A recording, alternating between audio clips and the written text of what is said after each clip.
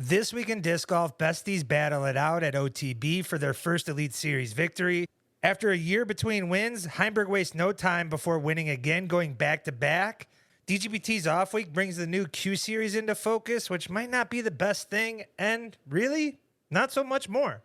What's going on, all you disgenerates? It's Swiss Cheese with the disc golf world. You guys already know the one with all the holes in his game. We're back home and the minivan is still kicking, but our coverage doesn't stop. You're watching This Week in Disc Golf, where I cover all things disc golf from the past week. Thank you for taking the time to watch, all of you who have subscribed, and of course, every one of you who contributed to the Patreon. The action this week kicked off with the OTB Open and freshly minted home of next year's Champions Cup. I know I might have reopened that wound for some. I apologize. And yes, it was tough for me to watch at times also. But the reason being, it's less about the style of course and more of the coverage being just brutal on these type of courses. So much so it's difficult not to turn something else on, which certainly will all need to be corrected by next year's broadcast to have success. But what we were able to see at this year's action shows exactly why this team and location was selected to hold a major, despite all the rumors of lack of bids. The property is beautiful, weather is great, spectators at the event are always solid, and the logistics needed to hold a major are already in place. Sure, there was a guy riffing on a sax. Certainly odd, but still having a team that has made an effort to professionalize the event above all others. Pros have gone on record saying it's one of the most professional stops on tour, while the team continues to show its willingness to make improvements to the event and course, with still enough room to do even more changes for next year's major. The course changes this year has seen a positive pro reaction, which is kind of rare in this sport. Both Brody and Yuli spoke well about the changes on the tour life, on a track that already showcases some great holes that are some of the best on tour. Yet with how it's broadcast currently is like watching any of those f***ing Hobbit movies, featuring basically 3 hours of people walking in beautiful landscape. A shame, because the event hasn't been short of action. Well, that is outside the FPO, and this year was no different. The sport simply doesn't seem to showcase on a course with far less defined lines than in the woods, in large part because the cameras and commentators don't change their approach of coverage from stop to stop. Instead of showcasing the course's differences and highlighting those as positives to tell a story, instead cover the sport from the same camera angles with no different commentary or same names. First and foremost, there's way too much overuse of drone coverage on these style of courses. We do not need nearly as much drone hole previews on an open course. Detailed maps can be just as beneficial while making the hole look better than any of those open shot drone hole walkthroughs. Drone use during play should be used to establish gallery or event size, nothing more. No overhead looks of shots or walks. First, why take something already open and make it appear even more vast on your coverage? Second, there are never enough shots, so to put it simply, just keep them coming. Commentators aren't helping either, especially on the par 4s and larger. It's far easier to cover the lines when the camera is staring down the basket. Yet once that's removed, the viewer has no idea where the desired landing zones are, nor the methods and lines players choose to attack each hole for par or birdie. Why? Because the commentators are not doing it. So often you're watching multiple shots with little to no reference on where they are looking to land. So the audience on these courses is stuck watching throws with little to no idea how good or bad it is, while still providing no detail on how large or small those landing zones are either. Or how about the distance carries needed and the lines where players are being aggressive? When the commentators do tell us all this information, we are all that more invested, which might just be another reason why post coverage is so popular, as these teams seem to do a far better job at this than live. All that information provides the viewer the story needed for each shot and ultimately provides the drama that spectators need on these open courses. Because to put it simply, there's just no way of seeing it. Instead, viewers are left watching a broadcast of shots with little to no commentary support, which also moves far too slow to keep it engaging. Made worse by lazy commentary that relies heavily on the traditional notes that have been beaten into its viewers, where they just fall flat on open courses. You guys know them all by heart. Oh, that's fine. Should be able to get up and down from there. And of course, that will work. Most of those lines apply to anything that landed clean and in bounds on this style of course. Hence, why not to use them at all? Yet it continues to happen.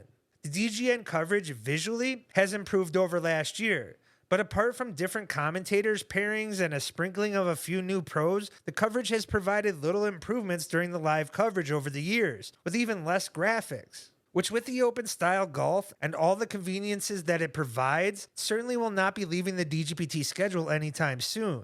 So best to provide a better coverage or an effort in a differing approach to improve the product. This week had Calvin Heimberg completely shake up this season's narrative. In the MPO, most of the season's storyline has been surrounded around the greatness of AB and Gannon Buhr. With 4 total DGPT victories, 2 more podiums, 4 top 5s, and only 1 finish outside the top 10, between the 2 of them heading into OTB Open, it's understandable.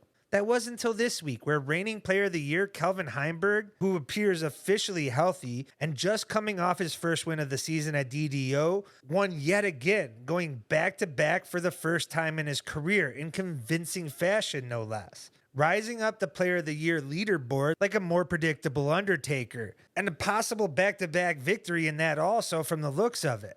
Sure, he looks like Egon in a Ghostbusters reboot, but he's still the most consistent thrower on tour at this moment. Only parked nearly a quarter of the holes over the entire 3 days, was the only player to score 8 under or lower each day of the event, while leading the entire field in C1 in regulation on the season, the sport's separating stat in all of disc golf. And he's only second to AB in C2 in regulation, while finishing outside the top 5 only twice on the season, one of which was where that injury occurred. I wouldn't be surprised he puts another victory together this year while still being one of the most consistent. And really, in all honesty, is only a major away from being even more heralded as one of the best in the modern era. Gavin Rathbun keeps impressing week to week, despite people still wanting to put flashier names like Ezra Adderhold and Aaron Gossage above him.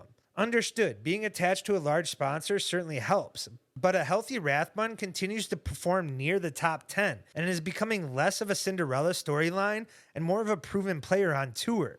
He is now podium in back-to-back events with this second place finish, and was a few missed putts from it being a tighter race or a possible win. His game features distance off the tee, both forehand and backhand. Top 10, if not 5 rollers in the game, a proven scrambler, and after this weekend, looking to improve his C1X putt from being even better, as his play already this season has positioned himself as one of the biggest free agent targets this offseason. Randallata might be moving up on that list also after his OTB performance, especially his final day, shooting a course record 13 under to move himself onto his first podium finish at an elite event in his career. He only moved up 12 positions on the final day. Some other standout performances include Gavin Babcock and Sully Tipton both landing in the top 5. And if you want more details, make sure to go check out the weekend wrap-up video this past Monday.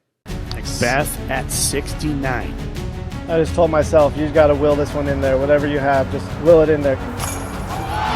This man is unbelievable. This is what athletes live for. This is the moment. The FPO action and still missing most of the best talents from Europe and no real favorite heading into the OTB Open, the field seemed more open than the course itself. Most had the biggest bombers on tour high on players to watch list, while others hung on to the hopes of 3-time winner Paige Pierce coming through despite her not seeing the podium yet this year.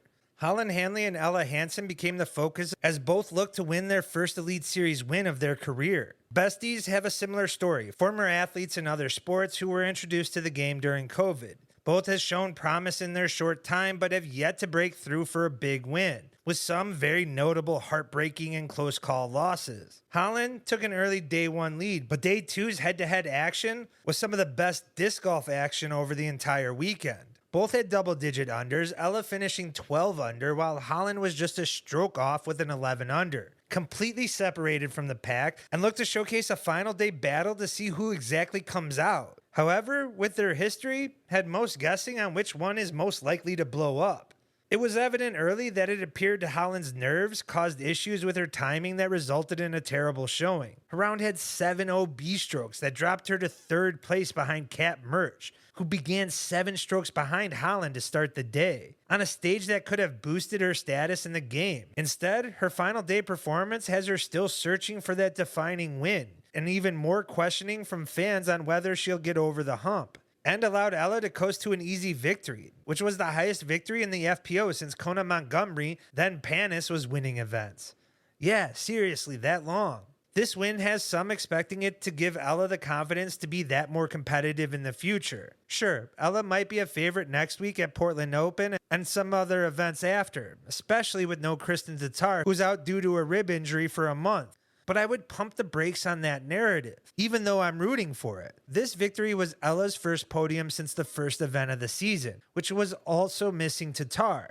Yes, she's one of the best off the tee, yet finds herself outside the top 10 in fairway hits on the season and putting, which has her losing strokes on the less open courses on tour. This week, with no major events, puts more focus on the Q Series event, as this week features the Cascade Challenge. Or maybe it was dgbt finally posting its winners from a couple weeks ago.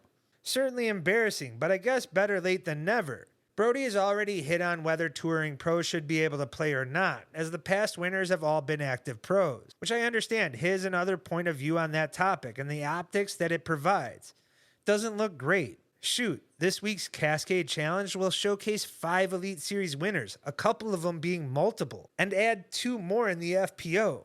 That's on top of a number of pros already. The optics are silly, but pros being able to play, that's the least of my issues. No, it's not that the series didn't include iconic tournament stops that have been part of the tour in the past, like LVC or Memorial. It's not even how the events are too spaced out across the country, so it's difficult for any non-touring pro to attend multiple events, or any of the other issues, as this thing has plenty of holes. My main issue was this series was to promote some upcoming players and give an opportunity to earn a tour card, a chance in a lifetime for some. Yet here we are, burned through 2 of the 9 events, with the 3rd starting today. Yet you are unable to find any point totals earned, no current standings or any points for eligible players, not even the top point earners for each event. Just a DGBT Media Championship post of the touring pros who won. Shit, Bodanza, a content creator, has done more to promote these tournaments than DGBT has showed us thus far. Not sure if there's even coverage at these events, as my search was futile. Instead, this seems less of a tour card promotion and more of a course or location showcase, no different than what the Silver Series was meant to be. Yes, it's in its infancy, and the DGBT Europe kicked off the same date as the first event of the series. I'm still holding out hope that this can grow into something bigger. However, by the actions or the lack of them by the DGBT surrounding the series thus far, I'm not sure if it'll ever be able to get off the ground properly. Which is a shame, because it's no different than seeing promotions like this in golf or any sport with a feeder system. It takes away any possible interesting storylines. If I was a DGBT media team, I'd be hitting up every content creator, working on getting them invites to attend, or better yet, making their entry fees lower, if not free, to help promote the event on multiple levels. While also trying some newer methods with the media, in shorts recaps and highlight cuts to keep fans informed and invested. Showcase leaders on your live broadcast, especially opening day, which is featured on YouTube for free. You know the basics. Or how about anything? Anything at all. Now for some quick hitters. Kevin Jones and Gavin Rathbun both proposed this week. Congratulations goes out to them. Drew Gibson shows up 7 seconds late to his tee time and gets stroked, then makes sure to tell everyone about it. You want to talk about weird optics? How about this rule of all in the handbook is easily the most enforced PDGA rule on tour? Unless you're in Europe, because those guys have no issue calling time violations. Gannon Burr falls outside of the top 10 for the first time this season, while Paige Pierce finishes in the top 5 for the first time since her injury. Chandler Kramer goes purple and has a new Tour Series disc coming out, along with Tim Barham, which feels like, I don't know, his 15th Tour Series Buzz SS, this year being swirly. Cat Merch checks out the Space Needle in Seattle. Nate Doss is registered for the Beaver State Fling, his first event since 2018 due to injury. Exciting to see where that goes. Look out, PDGA Live finally adds a money line as a feature. It's fine. Everything's fine. Don't worry about it. Simon Cast will be following along on opening day of the Portland Open, May 30th. Check that out. And while you're at it, check out Jefferson's and I's companion stream on Championship Sunday. And don't stop there. Check out Cooper Briggs' fundraising video. He's looking to raise funds for a Junior World Championship run. If you can afford it, help out. And either way, help out by sharing and spreading the word. 2 Estonians are intending to play a full marathon worth of disc golf. Guys, that's just over 26 miles in hole lengths. This is where David Goggins meets disc golf. Check out the full tracker. This is wild, but I can't wait for the American response that will add weed or alcohol to that marathon. Can you imagine some Central Florida man where leprosy is on the rise, but with Everclear or Four Locos while yelling America? And guys, that wraps up this week in disc golf. If you've enjoyed and not subscribed, make sure to do so as it helps fund another tour leg and this channel. Make sure to like, comment, and share. And if you want more, make sure to check out previous episodes.